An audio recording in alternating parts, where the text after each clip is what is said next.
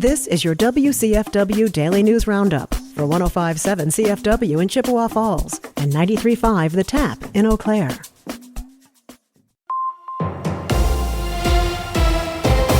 105.7 CFW News, I'm James Kelly.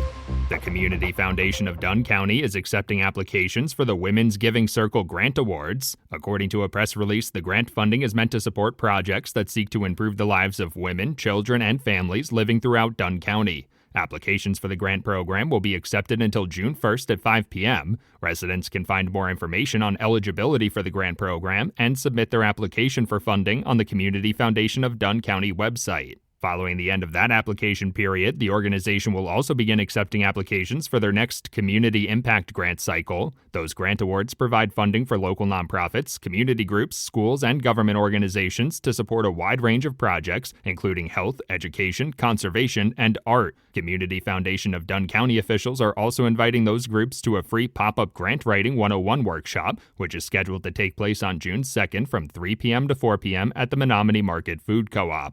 Crews responded to a large fire at a farm in Eau Claire County over the weekend. Fire department officials say they received the call to respond to a large structure fire in the town of Otter Creek at around 2:30 p.m. on Sunday. When they arrived at the scene, they found two large sheds engulfed in flames with smoke streaming out. The property owner reported that the sheds were mostly used for storing equipment and hay. Fire officials have not yet shared the cause of the fire, the extent of the damage, or reported any injuries, but the incident remains under investigation. The Chippewa Falls Area Unified School District is highlighting the response of its students following a medical emergency in the classroom. According to a press release, a 7th grade teacher recently experienced a sudden cardiac event in the classroom. The students quickly sought help and reached a school staff member trained to respond to the emergency, who used CPR and an AED to aid the teacher until emergency medical services arrived. The teacher also thanked those students for their quick response and courage, saying it made all the difference. For 105.7 CFW News, I'm James Kelly.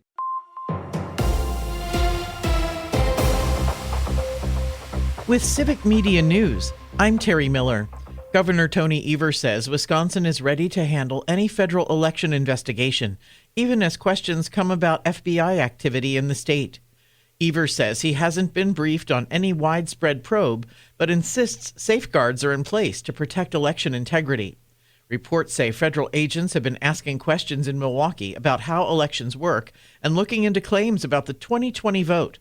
The FBI has not explained the scope or purpose of its activity, and some officials have called the situation unusual.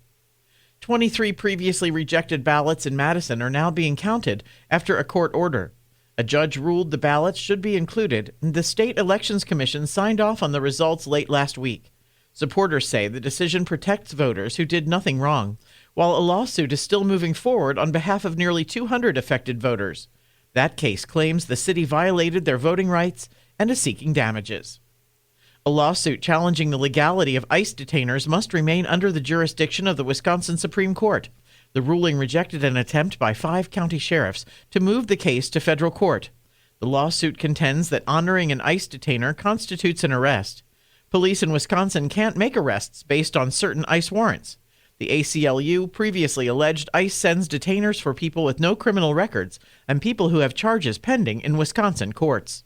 And police in the Badger State will be closely watching your shoulder. If you're driving in Wisconsin, expect more seatbelt enforcement as a statewide safety campaign gets underway. The Click It or Ticket effort runs through May 31st, with extra patrols and a focus on getting drivers and passengers to buckle up. Officials say crashes last year involving people without seatbelts led to 145 deaths and more than 1,800 injuries. More news can be found at civicmedia.us. The Cubs and the Crew tonight. Hi, I'm Mike Clemens with sports. Game 2 of the Cubs and Brewers at Wrigley Field. The Brewer bats were hot last night. Jeff Levering. Jake Bauers now. And a drive to right. This ball is hammered way back and gone. A 3-run shot for Bowers, and the Brewers have put up a snowman at Wrigley. My, oh my, was that ball touched. That made it 8-0 Milwaukee. The Brewers with a 9-3 win at the friendly confines. Pat Murphy. Bowers was incredible again. He's been swinging the bat incredibly good, and Churio and Vaughn and Frelick gets the big hit there. Joey Ortiz had a great game. The Cubs would not score until the 5th against Brandon Sproat. You know, their guys, Sproat's good at is keeping the ball on the ground. That's what he's been good at. That's when he's had success this year. That's what he's done. It was a night that the ball needed to be in the air, and he kept it on the ground. That's Cubs manager Craig Counsell. With sports, I'm Mike Clemens. A few lingering showers this morning, then mostly cloudy with temperatures hovering in the mid to upper 50s here for a good chunk of the day. Tonight, partly cloudy, will drop to around 40 for a low. Tomorrow, mostly sunny with a high in the low 60s.